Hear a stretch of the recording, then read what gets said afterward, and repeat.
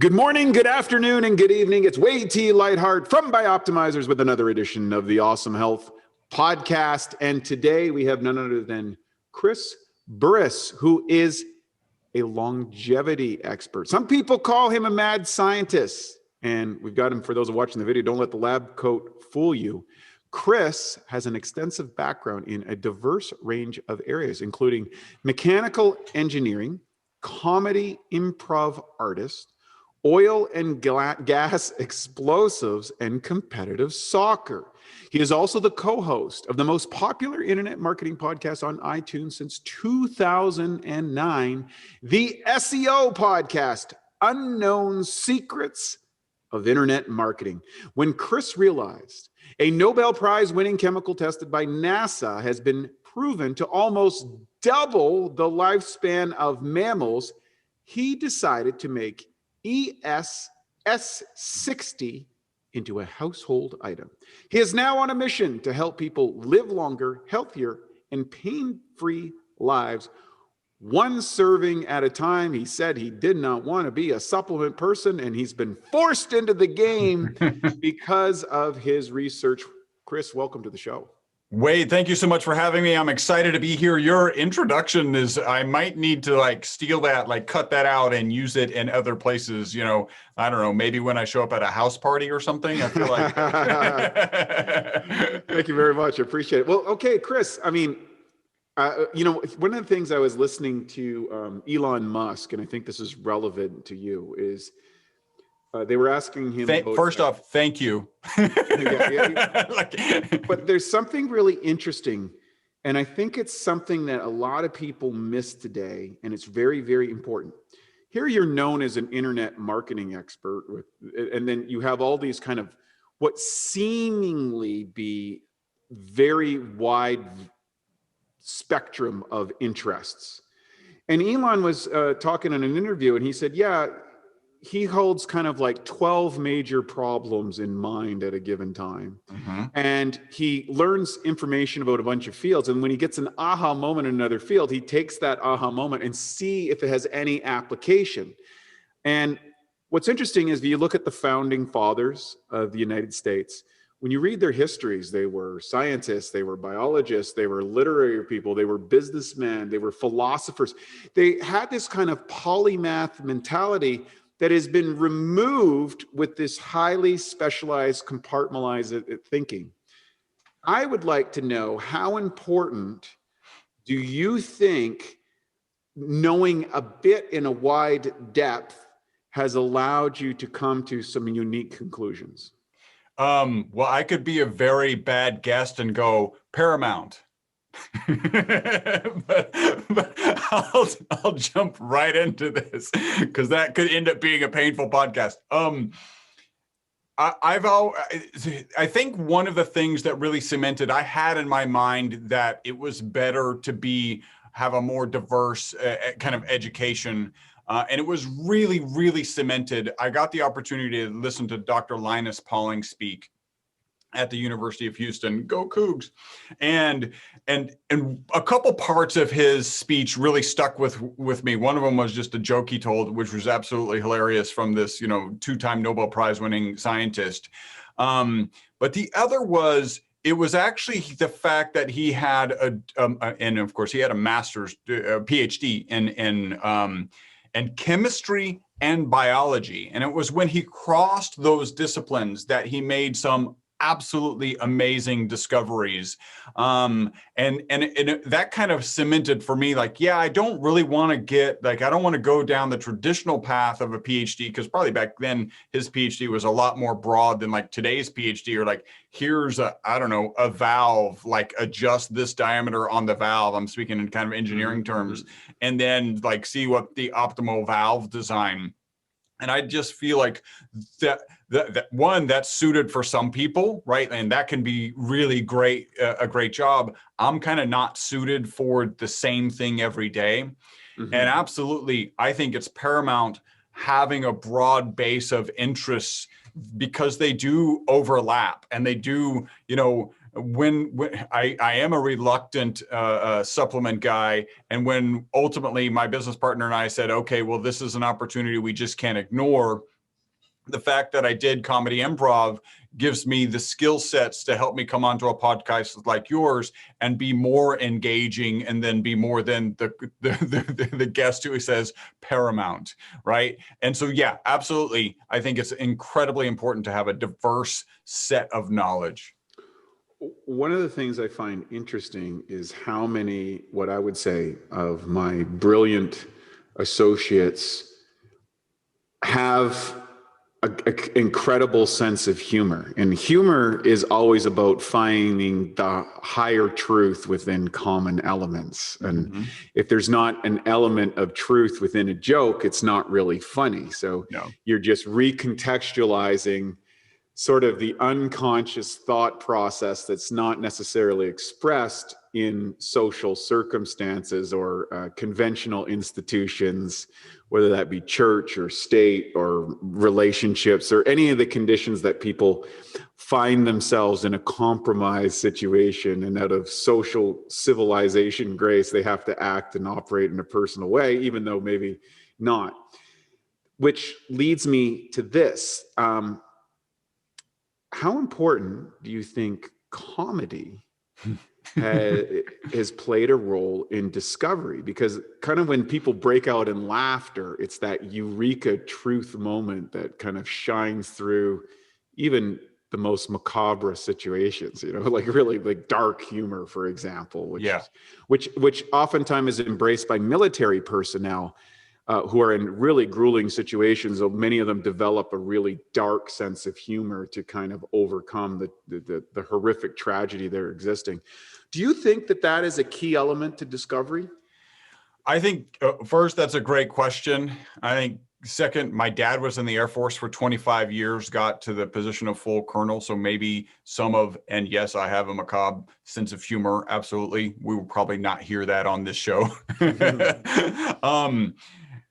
I'm not sure, like, comedy is really important for relationships, right? It really is. If you can get somebody, I read somewhere, and I don't ascribe to this necessarily, but I do like the concept, is that the guy who can make a room laugh wins, right? And I don't know what the content, you take that as you will, whatever winning might mean in that situation.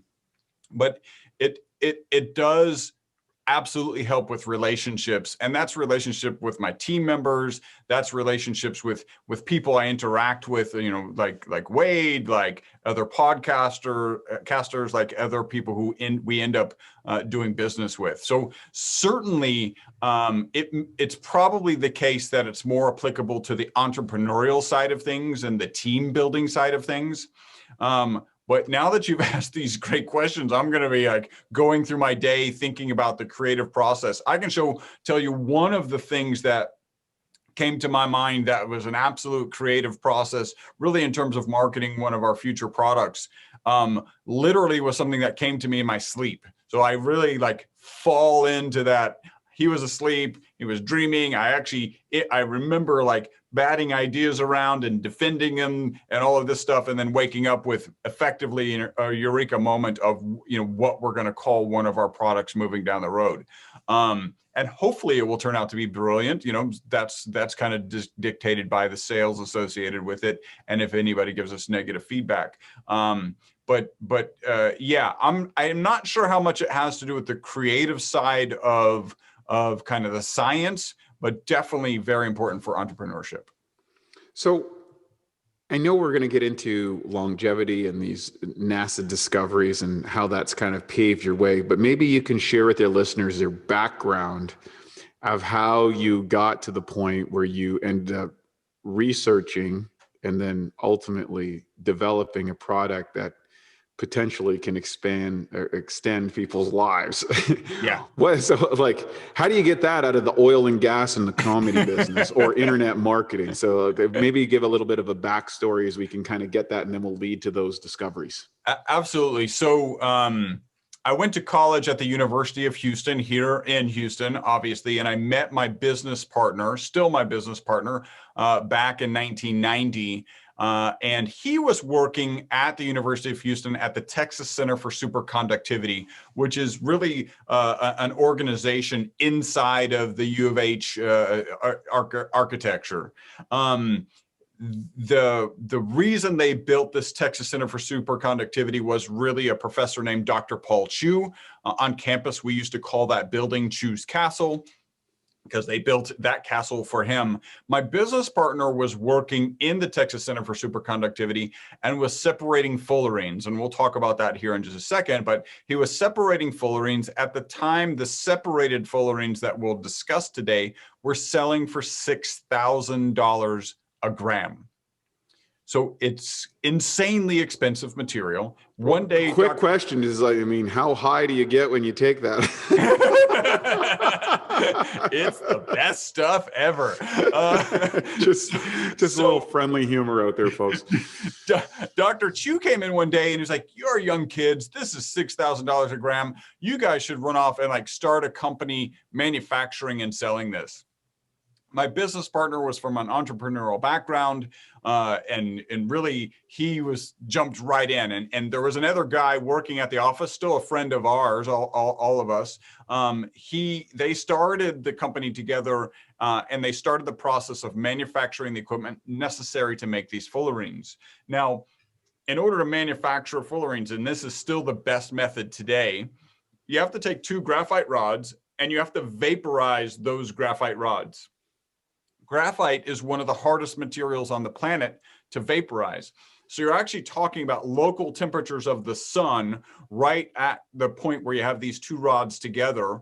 It literally is the temperature of the sun. We have a sight glass. If you don't use a welder's goggle, 1, you can't look, you will burn your eyes. 2, if you don't have the welder's goggle and you let it shine on your skin, you will get a sunburn. Like it is extremely hot to vaporize graphite.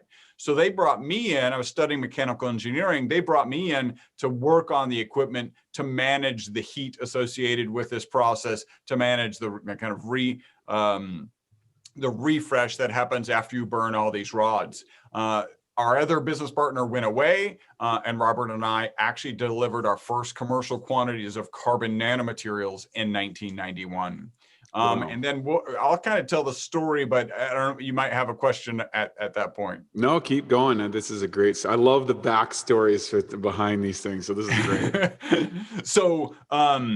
So we actually delivered those first quantities. So what is a carbon nanomaterial, right? So I'm holding up a molecule right now, a model of a molecule, obviously. And for those who are listening, if you imagine a soccer ball, the lines on the soccer ball represent the bonds between the carbon atoms. So you have a spherical molecule of 60 carbon atoms, right? It's the first closed cage molecule that was ever discovered. And it was discovered in 1985 at Rice University here in Houston. The scientists, the three scientists who discovered it and published the paper in Nature, went on to win the Nobel Prize for this discovery. So 85, they discovered it. In 1996, a short 11 years later, they won the Nobel Prize for that discovery. The material in the beginning has some pretty amazing properties, right? So this is, called carbon-60, affectionately called Buckyballs. It is harder than a diamond. It'll turn into a diamond. It's got 6-fold symmetry, right? So there's 6 planes through which this molecule is symmetrical, which gives it an insane amount of resilience. You can actually fire this molecule at a steel plate at 15,000 miles an hour. Most molecules will just shred apart. This molecule will just compress and bounce right back. That's incredible resilience. It has the ability to hold, I think it's 6 electrons on the exterior, and then have those 6 electrons be released like you would want in a battery, or you might want in an antioxidant, right? Because of the reactive oxygen species and their negative charge. It's better than lithium. So we're all familiar with our batteries and where we get our cell phones, and it works perfectly. Like maybe it's even 2 full days, or it's at least a day and a half. And then a year and a half later, now it's, you got a ABC, always be charging that phone. What causes that is the degradation of the material when you add an electron to it and when you pull that electron off of it. When you charge it and when you discharge it, you actually get degradation of the material, and that's what causes that degradation of the battery. C60 isn't subject to that. So all of these fantastic properties, they actually kind of hearkened it to a 3D version of benzene. If you're familiar with benzene, if you're not, like, it's ubiquitous in our society. We don't have modern society without it. If you just look around your room right now, anything that's plastic does not exist without the foundation of the benzene ring. Most medicines have benzene. Detergents, we literally don't have modern society without the benzene ring. This Buckyball they hearkened it to be a 3D version of benzene. So if benzene is so ubiquitous in our modern society, they just said, well, this is going to be too. And that's kind of part of the reason they won the Nobel Prize. It's really interesting. You think about, you don't often think about things going viral, like, no pun intended, related to like biology, but things going viral in the science, in the fields of science, right? You got like YouTube goes viral, Instagram goes viral, whatever goes viral. But this molecule and really carbon nanomaterials and fullerenes are a buckyball. Carbon-60 is the most abundant fullerene. There's a whole gamut of molecules called fullerenes: carbon-60, carbon-70, carbon-76, carbon-84. So you got all these close cage molecules. In 1991, all 10 of the 10 most referenced scientific papers were related to fullerenes, right? So wow. Like, it's an amazing excitement. It's like absolutely viral in the scientific community. And that's what kind of, led that. We started the company in 1991. We've been selling to research institutions around the world since 1991. And then our life kind of changed and with the publication of a report in 2012. What happened? So when you published this report, we led up to the moment, and tune in on the next podcast. And so first off, you figured out how to like generate temperatures like the same temperature as the sun and not like burn down your lab. Yep. And not blind yourself or get a really bad sunburn from the event. Produce this product, which you then sold at some derivative of $6,000 per gram to other research labs, and was getting so much traction because of the scientific excitement about this C60. What was the point of excitement? Why are people excited? Because you can shoot, a caged molecule off steel at $15,000 of 15,000 miles an hour. It's like, hey, I can't imagine myself going out and buying, hey, you know what? Let's go get 10 grams of C60 from the guy and start shooting at some cars here and just see what happens. I mean, so what's the excitement? Why are people so excited about this molecule? So two things I'll throw in here. So one of them is really this molecule, this fullerene molecule, performs as well or better than the current best material in almost every application. Right? So that's kind of the excitement. The fact that it is superconducting, the fact that it can turn into a diamond, the fact that it's harder than a diamond, those things and many other properties, and the fact that it has some of the chemistry, the wet chemistry that we know to work with benzene works on this 3D molecule. I'll throw in another one. There's actually a new symbol in chemistry. This is how you know you're on the right track as a discovering scientist, is that they create a new symbol in chemistry. The @ symbol, which we're familiar with our email addresses, is now in chemistry because of this molecule. Lanthanum at C60 means lanthanum, and by the way, any atom on the periodic chart can fit inside of it. The Buckyball is big enough for any atom on the periodic chart to fit inside of. Lanthanum at C60 means the lanthanum atom physically trapped inside of the molecule of the buckyball, not covalently bonded on the exterior, not ionically bonded, just physically trapped. So as an example, one of the theories that they had in the early days was, hey, we could throw two or a number of radioactive atoms inside of this and physically trap them. And then the chemistry for benzene, we know how to work it, so we could actually attach to the exterior something that might, I don't know, attach to a cancer cell. So now you could deliver a radioactive payload directly to a cancer cell and increase the efficacy of that chemo or that radiation treatment. It's known, and there's actually a patent where this molecule stops the replication of the AIDS virus. So 90s, AIDS was like really coming on the scene. And this molecule, again, there's a patent related to this molecule blocking the reproduction of the AIDS virus. So a known antiviral. And really, we could go on and on about all of these applications. That's really why all this excitement was. In fact, I would tell people, in the early days, nobody heard anything. It wasn't in the supplement industry, so really nobody cared about it. That I would, your friends and family. But I would tell them about what I do, and they'd say, well, what's that useful for? And the kind of running joke was, well, it's really, really good for funding. Right? If all 10 of the most referenced papers are on fullerenes, then that means the Science Foundation, the defense labs, like everybody's spending money on this. And so it was really, really good for funding. It's great stuff. And for those who aren't watching the video of this and are listening to the podcast, a buckyball is basically a geodesic dome structure, which became famous when you see those kind of geodesic domes that came out in the 60s with the world-renowned engineer Buckminster Fuller, who also was a pretty extraordinary philosopher. And many of his ideas are still in play to this day in a lot of different areas of breakthrough thinking. And I find it interesting that you also reference Dr. Linus Pauling, who of course, won 2 Nobel Prizes, which is crazy. Number 2, he was also the big advocate of superphysiological dosages of vitamin C. And unknown to many people, him, Dr. David Hawkins, and Dr. David Hoffer founded orthomolecular psychiatry, which was treating advanced states of mental illness with superphysiological dosages of vitamins and minerals and various nutrients, which was very radical in the 70s. So it's funny that you with an engineering background and then now dealing with nutrition, you kind of led to this molecule. So we're kind of at the point of like, okay, well, this sounds cool. We got these buckyballs and they do all these things, but well,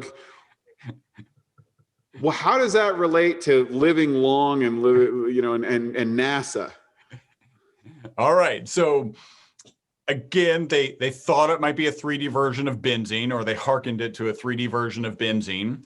Benzene happens to be toxic and carcinogenic. So that's what I was going to say. Benzene's not something that you want in your body. It's a real problem. In general, not good. Yeah, benzene bad. So they actually did it. And if it has all these amazing properties, at some point, lots of humans are going to be working with it. And you have to understand the toxicity of the molecule.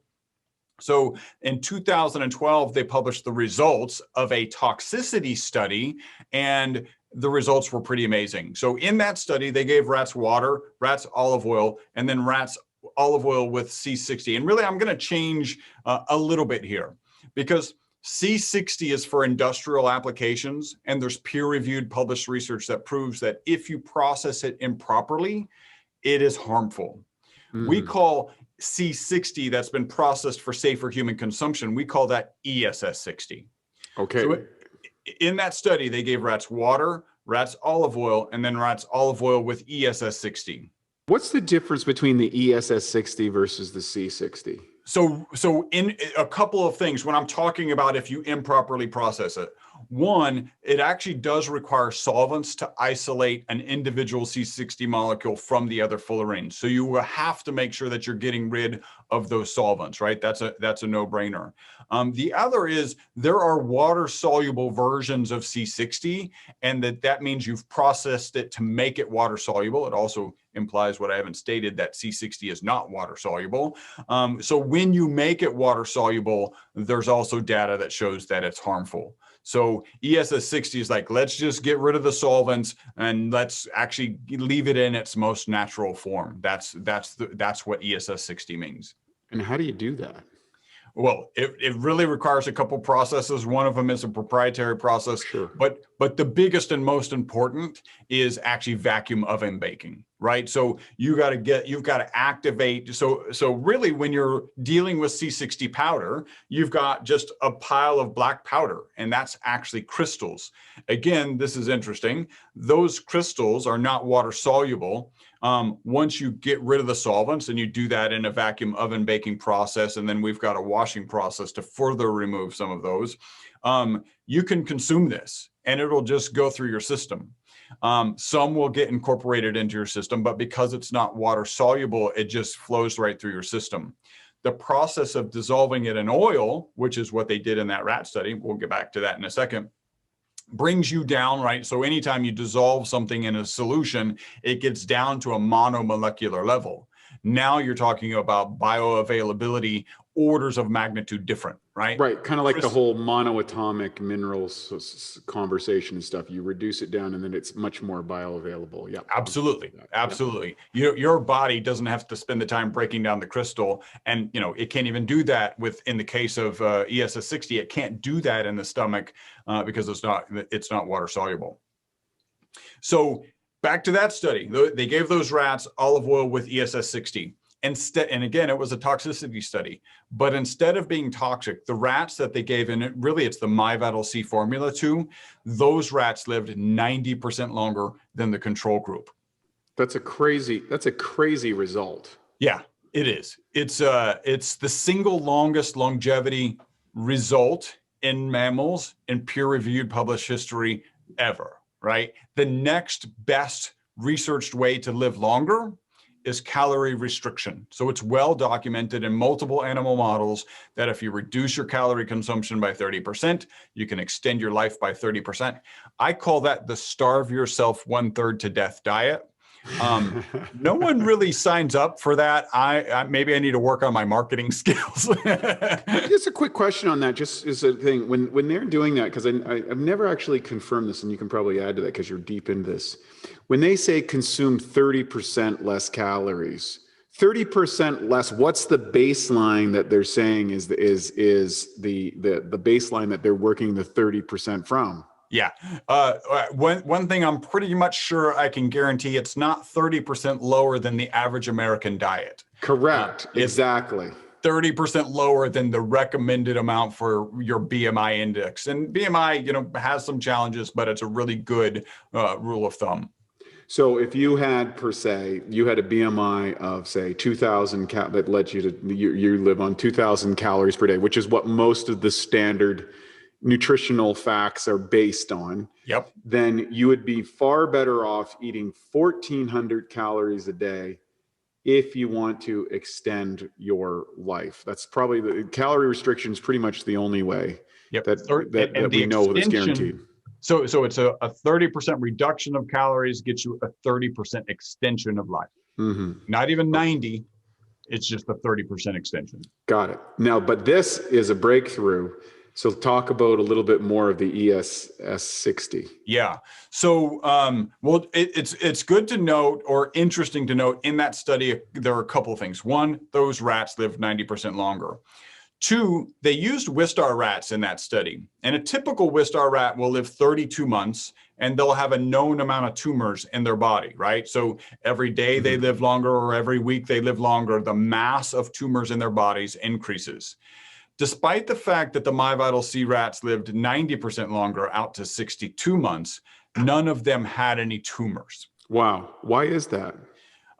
Well, So I'm glad your first response wasn't what I'm concerned. A lot of people are like, oh, anti-cancer, like cancer cure. No, no. Well, tumors aren't necessarily cancerous. Exactly. One thing, right? Yeah, well, that's one thing. Two is a cure for cancer is very different than a cancer preventative, right? Dealing with a metastasized cancer is vastly different than doing things that are cancer preventatives. We know things as simple as a good night's sleep, good nutrition, exercise are cancer preventative. So the implication of that is that it's a cancer preventative. What's the exact mechanism that stops it? I'll be honest, somebody much smarter than me is going to ultimately figure that out. Right. Right. They don't know why. They just notice the result. Absolutely. Yeah. So tell us more about this EC60. So a lot of people will ask, okay, these rats live 90% longer. Why? Like, what is the mechanism? And again, we don't know exactly why. There's research going on and there are some theories, right? So one, a lot of the medical community believes that aging is an oxidation and an inflammation process, right? Right. So not surprising that the MyVitalC, the product that had those rats live longer, is an antioxidant. There's at least one study that shows it to be 172 times more powerful than vitamin C. I'm not 100% convinced that, it's just that much better of an antioxidant than vitamin C is the real thing, is one of the things, because there's things out there like moringa, I've read has 1,000 times more antioxidant capability than vitamin C. It depends ultimately on what your body does with it, right? And then so that's the oxidation part of aging. And then the inflammation part of aging, I have to be really careful because the FDA has decided that talking about inflammation means that I'm talking about a disease. And this is a perfect, interesting. Yeah. Right. There's so many words. People are talking about compelled speech. Yes. What's been happening in the health industry radically thanks to pharmaceutical organizations and their nefarious specialty industry groups, which lobby through our governmental organization systems, which limit what we can say or what we can't say. And this one is, I would say, fairly egregious, right? Because inflammation, to say that talking about inflammation means you're talking about disease is a misnomer. I mean, anyone who's worked out really hard and felt the inflammation from a workout, right? Like felt it in their bodies, that's not caused by a disease. So inflammation is not the equivalent of a disease. In any case, I've got to, in fact, I'm going to throw in my disclaimer right now. The FDA hasn't evaluated our product. It's not intended to treat, diagnose, cure, or prevent any disease. Mm-hmm. So what I can comfortably say is there's certainly components of our product that have anti-inflammatory properties. The product fits very naturally in an anti-inflammatory diet, which is known to associated with reduced incidences of stroke, reduced incidences of heart attack, and actually that blue zone extension of people who tend to live longer than the average humans. So those are really the two kind of components that we can say, hey, these seem to fit with this aging. So is that what caused the rats to live 90% longer? Now, were they able to replicate this in other species and other animals because obviously giving an effective dosage to a rat, which weighs a pound or something like that, versus a 200-pound human is obviously going to be variance, genetics and epigenetics and all that aside. How were you able to determine what an effective dose is with humans, and do you have any evidence to support how that could potentially extend people's lives? The Bioptimizer mission is to help more of the world fix their digestion at a core level. The truth is, your digestion is only as good as your enzyme levels. Imagine trying to build a house with a tree. It's impossible. You need to chop the tree down into small pieces. Similarly, in order for your food to be used by your body, it must be broken down into a bioavailable form. And that's what enzymes do, converting protein into amino acids, fats into specific fatty acids, and carbohydrates into usable energy units. We start out with an abundance of enzymes, and that's why kids can digest just about anything really quickly. The thing is cooking food kills enzymes as they cannot survive at temperatures above 118 degrees. So years of this ends up depleting our bodies and leads to weak digestion. Taking digestive enzymes like mammals, which has an incredibly high level of protease for digesting protein, as well as other critical enzymes like lipase, amylase, and others is a total game changer. Suddenly you strengthen your digestion, eliminate gas and bloating, boost metabolism, and multiply your energy. Most importantly, you fix your digestion at a core level. To get started with Masszymes and to save 10% on your first order, go to masszymes.com. That's MASSZYMES.com and use the code MASS10, MASS10. So the short answer on extending people's lives is no. I am working on a study that's related to DNA age testing that looks incredibly promising, and I can tell you. How do you do that? How do you test your DNA age? It's DNA. So I didn't even really know about DNA age testing and what it is. It talks about DNA methylation, and it's really so they'll look at the methylation at a whole bunch of different points, and depending on what test you're on, it's 1,000 points of methylation information. But ultimately, all it is like, let's collect a whole lot of data. And all the 50-year-olds look like approximately this. All the 40-year-olds look approximately like this.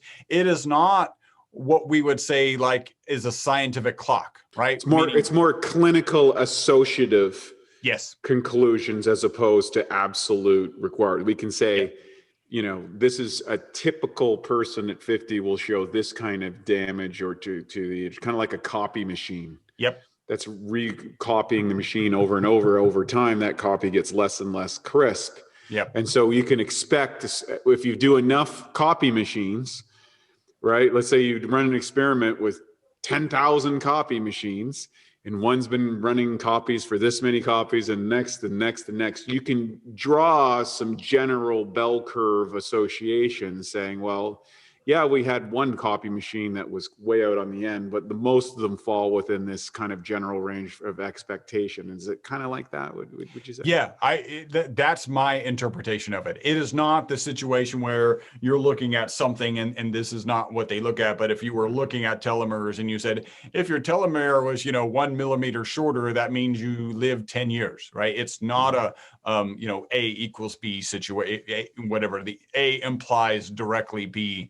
It's just that, like you said, A is associated with B in general. And actually, I'll talk about that particular study right now. I had a doctor out of Tampa, Florida, who called me in kind of late 2019. He was like, "Hey, I want to run a couple people through this trial. I want to give them your product, and I also want to put them in his case. He was going to put them on the David Sinclair protocol." Right. For those who haven't listened, David Sinclair is, I think he's from Harvard, is he not? Yes. He's doing all this longevity research. He was on Joe Rogan recently. Some really interesting stuff. Absolutely. He's got a book called Lifespan. It's a phenomenal book, and he's really a big advocate for, at some point, we're going to live where we're not going to die of natural causes. Yeah, because he sees death as a disease. Yeah. Which is a very interesting perspective by identifying that as a disease of the living, which most diseases end up with the final disease, which is, the cessation of physical existence. Fascinating stuff. I love this topic. Keep going. I want you to extrapolate a little longer about how you were able to determine that there was some potential benefits to taking this. Yeah. So this doctor calls me. He says he wants to run him through the protocol. The protocol is NMN, which is nicotinamide mononucleotide. That's one of the things that David Sinclair says that he takes. He actually won't advocate any like particular source or whatever. He just admits that he takes it. And also resveratrol. Those are two things that he takes. So they gave two people, really it was just two kind of actually people who worked at his clinic, those two products and MyVitalC. And then he called me really about October of 2020, had gotten these people, basically they did this DNA age test, and the name of the test, like brand or whatever, was DNA age, right? And they took it on day one, then they went through 6 months of the protocol, and then they took another blood sample and did the DNA age test. And in my research, I kind of learned that your hope in 6 months, if you're doing things right, is that you only, quote unquote, age 5 months, right? So you're slowing the aging process down. In this case, one of the girls went back, her age came back 1.6 years younger, and the other one was 2.8 years younger. So he was very excited. He's like, we need to do like a 25-person study. You know, you're going to need to provide the materials. We'll, you know, get FDA approval and everything. And I'm like, well, we're a tiny company. I'm 100% on board supporting this study, but let's do it incrementally. He also wanted to change the DNA test from DNA age to true age by True Diagnostics, because he had a conversation with them. So we already have the DNA age, or the true age, quote unquote, true age of 4, they're not patients, but they're participants, of 4 participants. And then we're just about to collect data on the other end of that. So we just want to see, hey, does that still hold true? Is that interesting? I frankly have to do more research on methylation and get my head around that better. Because if it's not better than just aggregate data, then, you know, okay, it might look good for marketing, but does it really have, you know, solid scientific meaning? I'm not convinced yet. Yeah, and I think this is one of the, when we're dealing with particularly the you know, healthy or life extension or reduction of oxidative stress to extend life or maximize one's life potential. I think a lot of people have to recognize is that many of this information might be proven in double-blind studies, you know, 20, 30, 40 years out into the future. However, for people who are, you know, because human lifespans are relatively limited relative to the, you know, the slow engines of science and peer reviewed and the requirements, is that if you're interested in life extension, for example, you are going to have to make some calculated guesses based on clinical research, which is, hey, these are some tests we're running, these are some associative things, we're not sure of the mechanisms or whatever, but this is the kind of things that we're seeing.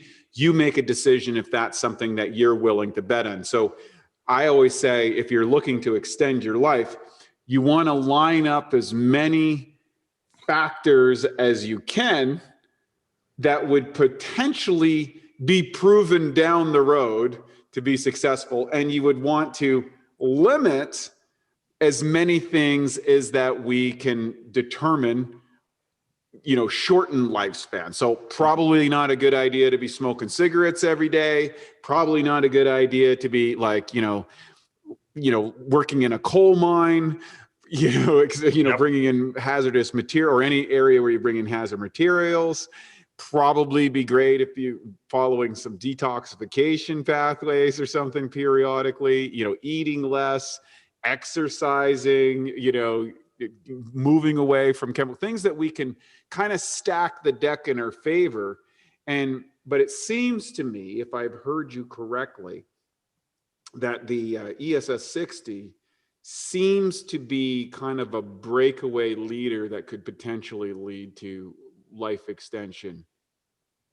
Yeah, well, the result in the peer-reviewed published rat study absolutely indicates that. Now, Okay. you know, the scientific process is, in fact, I like the direction you're going. I actually read a book that kind of spoke to that, like spoke to, hey, let's do all of these things to try and live longer. But the purpose behind it for the book, I think in your case might be just to live longer, right? Because we potentially can. In the book, he's talking about soon we won't die of natural causes, right? That's the argument that David Sinclair makes. That's the argument that this book, and unfortunately, I don't remember the title of it. It is just kind of an innocuous book that I listened to from Amazon. But the point of the book is like, how much would it suck to be the last person to die of natural causes? Right? Because you... Well, if the assumption is that dying is not a good thing, if that's your belief, right? Now, here's interesting, right? So I tell people about this study all the time, And I'm telling you, it's probably 90% of the people are like, why would I want to live longer? Right, because they're seeing life extension of living, right now. I think it was Professor Olshansky in the early mid 2000s that released a study of the New England Journal of Medicine talking about the disability adjusted lifespan of United States citizens, Americans, was now at 60 years old, even though they had extended their age to almost 80 as an average projection. In other words, they were spending 20 years of their life, Infirm. a quarter of their life compromised in some level. Yeah. And of course, it leads to believe, why the hell would I want to be on machines and compromise and rotting away in a home with nobody that wants to come see me or whatever? What you want to do is live long and live strong. Yeah. And how does this factor into that, do you think? Well, so I do joke, in the original study, there was no note that showed that the rats were walking around with little rat walkers and dragging little rat oxygen tanks, right? Right. They lived healthy rat lives until they passed, right? Right. I mean, that's the goal, is live healthier. When people say, why would I want to live longer? I turn it around and say, so if you have the same mental capacity that you have today, and you have the same physical capacity that you have today, would you still be interested in living longer? Interestingly, not everyone says yes. I feel like maybe some people need to reevaluate what they're doing in their lives. Because if you don't want to live longer from like just fix your age today, that's interesting. But yeah, because you're exactly right. What people are hearing, they're not hearing, do you want to live longer? They're hearing, do you want to live longer infirmed or compromised in some way? And that I can understand. Like, the answer in general is no. Like, how much longer in a compromised state would you like to live? And I think a lot of the answers are like, well, I'd like to finish my will, and then we're probably good, right? But if you change the mindset, and that's part of what Dr. David Sinclair is doing, is like, hey, it's not just that I want you to live compromised longer. It's like, and I love Dr. Gundry. His phrase is, I want you to die young at a very old age. Yeah, it's beautiful. Right? So that's what people will start to shrink, but they're not even thinking that way right now. Like, in general, the population isn't thinking that way. And so, that's a big, in terms of like taking this opportunity. In fact, let me kind of roll back about, okay, now how did I end up being a reluctant supplement guy? Right. I really believe that people become supplement persons, right? One of two ways. One, they wake up and they decide they want to be wealthy, and they decide they're going to do it with supplements. And I have no problem with people being wealthy. It's just not how I ended up here. Mm-hmm. The other is they have their own kind of physical challenges, or maybe the physical challenges of a loved one, and they go out and do the research, and they figure out a supplementation or an exercise regime or whatever the mentality focus coaching thing is. And now they want to save the world. Hopefully it doesn't surprise you. I'm not against people saving the world. It's just not how I ended up here. I've been making this molecule, right? This soccer ball molecule since 1991. They do this crazy toxicity study in 2012. I start getting phone calls mid-2013, people saying, how much in a dose? And you got to imagine, I'm a carbon nanomaterial scientist. I'm like, you put this in tires and batteries and solar cells. Like, you don't put this in the human body. We actually added not for human consumption. So from 1991 until 2013, we didn't need to put not for human consumption on any of our bottles. Starting in 2013, it went on every one of our bottles. And obviously I need to add at this point, even in 2013, especially with this particular quote unquote toxicity study, the data was very clear. C60, improperly processed, not safe, unsafe, peer-reviewed published research. ESS60, which is C60 processed for safer human consumption, safe. But we're slow-moving scientists. That's kind of how we are typically, added not for human consumption. So from mid-2013 until 2017, late 2017, not for human consumption is on there. We were getting phone calls, like 1 or 2 a week, about people saying, hey, I just got to share with you. And by the way, if you always think, okay, supplement placebo effect. we had no marketing, right? We were actually saying, don't take this. Imagine how little placebo effect you're enhancing when you're like, hey, don't take this. It might be dangerous. But people were calling us saying, hey, like my knee pain's gone or my hair's growing back. And we're like, you mean the knee pain of your rat is gone, right? Like the hair growth in your rat is accelerated because it says on the label, not for human consumption. In late 2013, really October 2017, a guy with a big YouTube following started talking about all the benefits he was getting, taking it on a daily basis. Our phone went from 1 or 2 calls a week to like 10 a day. And so we went into 2018, my business partner and I were like, okay, yes, we're nanomaterial scientists. We're also entrepreneurs. This is clearly some sort of entrepreneurial opportunity in an industry that we're a little loath to get in, but what are we going to do? And for us, there was 2 key questions. One of them is a moral question. Am I comfortable selling it? I take it, my wife takes it, everybody on our team takes it. I am comfortable selling it, or we are comfortable selling it. And then the next, really here in the United States, you got the FDA and the FTC. So we're following those guidelines. We're doing the disclaimers when we're out talking about, what this could possibly do, not what it's known to do, but what it could possibly do. And so that's where we are now. That's, now we're in 2021 and survived 2020. So let's talk about going back to a question we kind of never got to it, which was the difference between a 1 pound rat consuming it and a 200 pound man or woman. What is the dosage that people take? Is there any caveats? Is there in combination with things? Is it taken independently? Is it taken with food? How much do you take? Can you take too much? Can you take too little? What's the effective dose?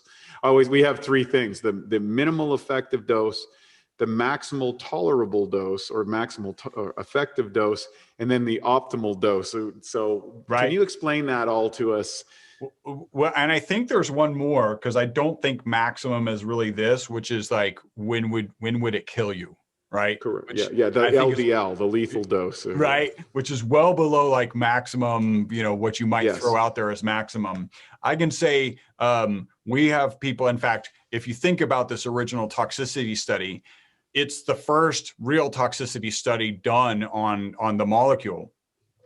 When you're doing a toxicity study, especially the first one with rats, you don't like, hey, let's give a little bit to the rats and see if they don't feel well. You like give a ton to the rats.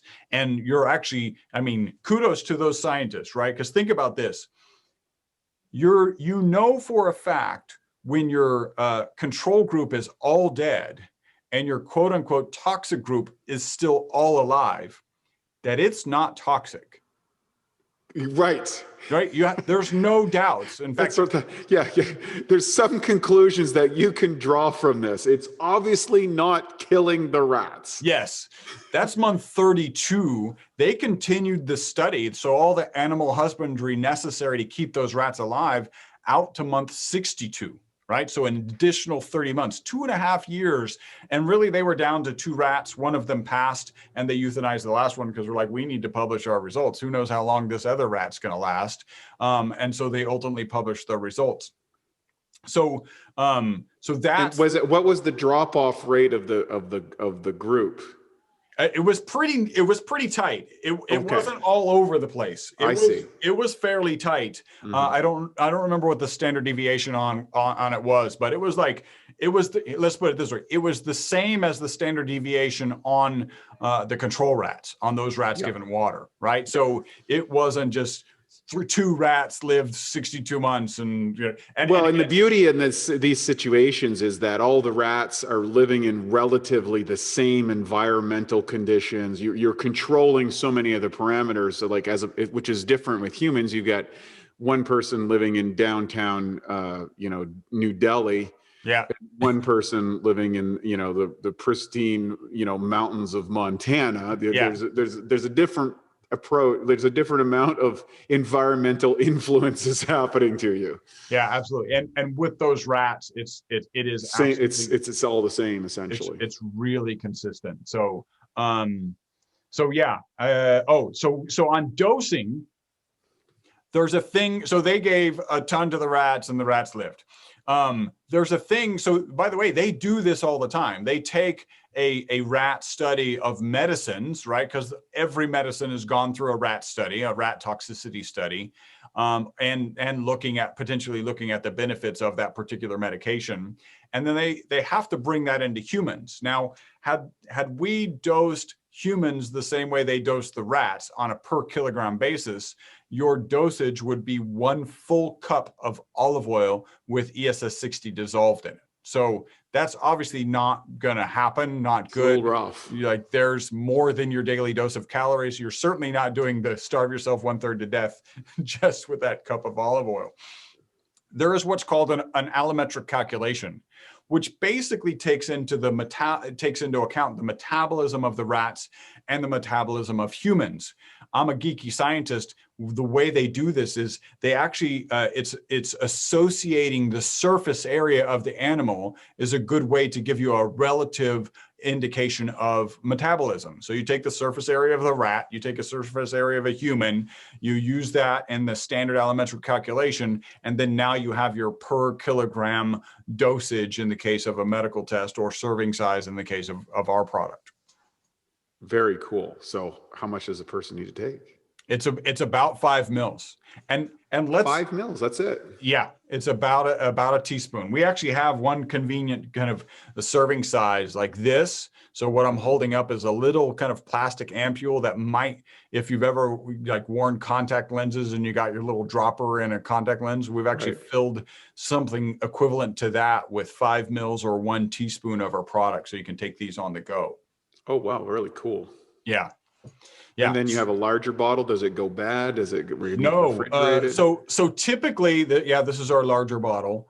So typically olive oil, and that's our recommended oil. We do have MCT oil, we have avocado oil, but the original study was done in olive oil. I'm kind of a purist, so I'll do the olive oil. I have actually incorporated. So my routine is I kind of do a bulletproof coffee thing, which part of bulletproof coffee is MCT. So we have an MCT product. I just take, MCT and with our EC60 molecule in it, and I include that instead of like the bulletproof, brain octane or whatever. And then I'll take about 1.5 teaspoons. Because it's the big spoon that's in the kitchen. And so that's what I take. And then if I have a salad, which is pretty often, I'll put some of our avocado stuff on the salad.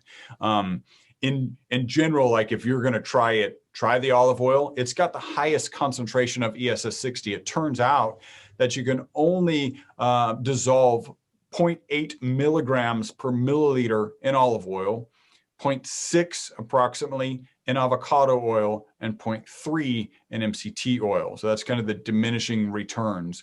Some people really can't say, and I'll share with you, our only real complaint is people who take a teaspoon report that it just doesn't sit well on their stomach. And to them, and some people don't like the taste of olive oil. I personally do. But if you just sop it up with bread, like you're at an Italian restaurant, eat it that way, that's fine. Awesome. And then, so what's the expense and cost, and how do people get this stuff? I want to try this stuff and see how is there any somatic effects or? So we have had zero, like the only thing we've had reported to us is that what I just shared with you, which is, it's oil and I don't really like the taste, or it doesn't sit well with me.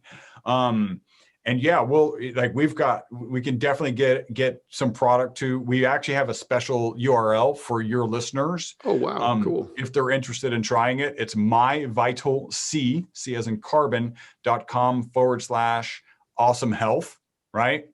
And then we actually, when you go there, you can get this bottle for $99, or you can get this bottle on subscription for $74.95, 25% savings. Take advantage of it. You can cancel it at any time. We have 500 5-star reviews. Our customer service, I'm very lucky. Cassandra just kills it in customer service, and they are not trained to talk you out of your subscription. Take advantage of that discount.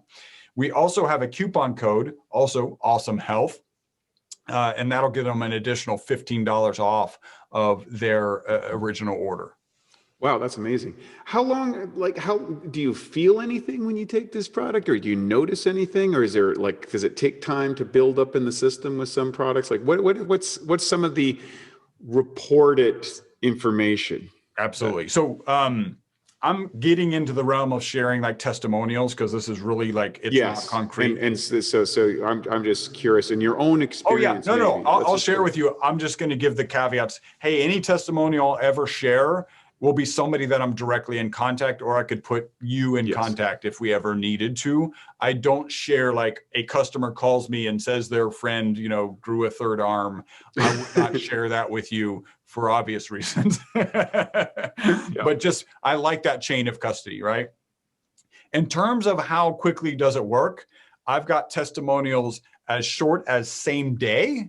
And as long as, well, really, I like this testimonial. So one of our bigger distributors here in Houston, she originally bought the product for her dog. And we actually do have a dog and a cat version of the product. And because she noticed such a significant difference in her dog, she started taking the product. By the way, you talk about placebo effect. Dogs are not impacted by the placebo effect. Correct. They don't think, Correct. oh, they put that dropper in today, so I'm going to be more young and bouncy today. Right. And then they missed me this morning, so I'm going to skip it. So she gets on the product. Her name's Gwen. She gets on the product, and I did a video with her, so you can like go find this. She said 3 months in, she would have told you that she hadn't noticed anything yet, right? But then she said she stopped and she started thinking about like her daily life and, you know, how things were going. And she's like, I'm waking up earlier. I was never a morning person.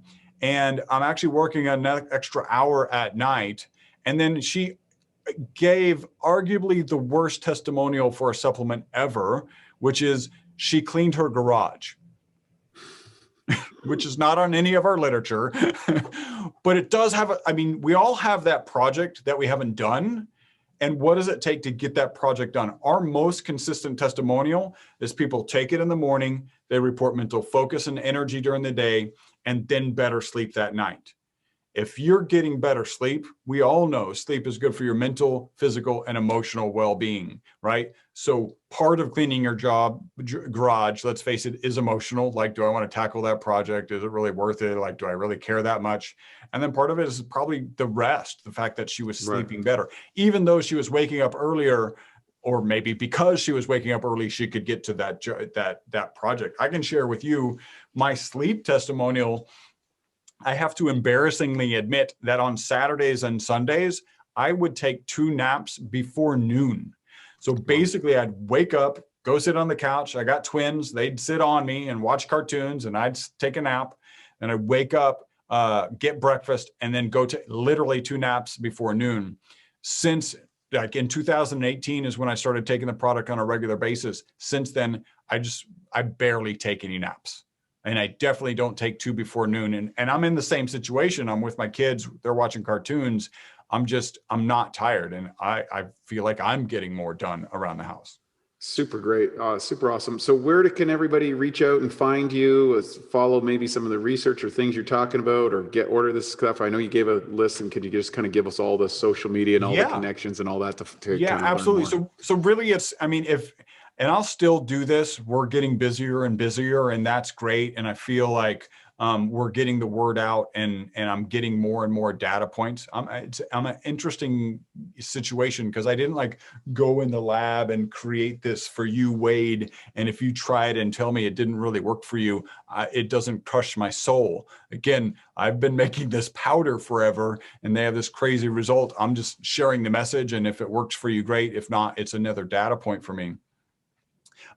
So yeah, go to the website, myvitalc.com/awesome health. You can actually call in if you want to have a conversation with me. They'll get you on my schedule, and you can find the phone number from our website. We're on Instagram. So instagram.com/myvitalc. Same thing with Facebook. And those are the key. Apparently I'm supposed to be on Clubhouse because it's been mentioned to me in the last 2 days. So everybody's on Clubhouse these days. I know all my friends are hitting me up on it, and I'm like, another social media channel? I can't do it. Yeah, I don't know if maybe I'll end up there. Who knows? I like to talk, and that's what A lot of people are having fun up there. So, Chris, I mean, this sounds really exciting. I'm looking forward to trying some myself. And for all our listeners, go out and give it a shot. Give us your feedback. Let us know how it is. I'm very curious. I'm into life extension. I believe it's great. I think David Sinclair's work and the fact that you've got something that's demonstratable in animals to have an effect. I think it's worth it. Give it a shot. Let you know how it goes. Thanks so much for sharing with us today on the Awesome Health Podcast. I'm going to give it a shot myself, and then maybe we can check in 6 months or a year, and I'll have my younger version self saying, "Hey, you know what? This stuff is amazing." Thanks so much for having and listening to us today, folks. Another edition of the Awesome Health Podcast. If you like this podcast, give us a like. If you think it's really cool for someone you want to live longer, live stronger, give it a share. And of course, we will see you on the next episode. At Bioptimizers, our mission is to fix digestion. And a cornerstone of digestion is gut flora. P3OM is our patented probiotic formula. In fact, we call it the Navy SEALs of probiotics. You see, strong proteolytic or protein digesting activity is paramount to having a healthy gut flora. And of course, P3OM provides that. The good news is, unlike weaker probiotics, P3OM survives the digestion process. What it does is it basically multiplies the good guys while protecting you against pathogens, or what some people call the bad guys. P3OM really helps to rebuild your digestion. And what that allows you to do is to maximize nutrient uptake, energy, and metabolism. To find out more of how P3OM can help you, go to www.bioptimizers.com. Thank you for listening to the Bioptimizers Awesome Health Podcast. You can find more information at bioptimizers.com.